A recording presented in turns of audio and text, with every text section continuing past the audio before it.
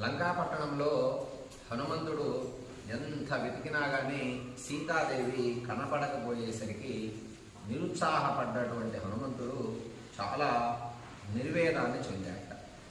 నిర్వేదాన్ని చెంది ఇంత ప్రయత్నం చేసి నేను సముద్ర లంఘనం చేసి వచ్చా కదా, వానరుల ప్రయత్నం అంతా కూడా మరి ఎందుకు ఉపయోగం లేకుండా పోయింది. అటువంటి నేను గనక ఇలానే వెళితే వానరులు బ్రతకరు, సుగ్రీవుడు బ్రతకడు.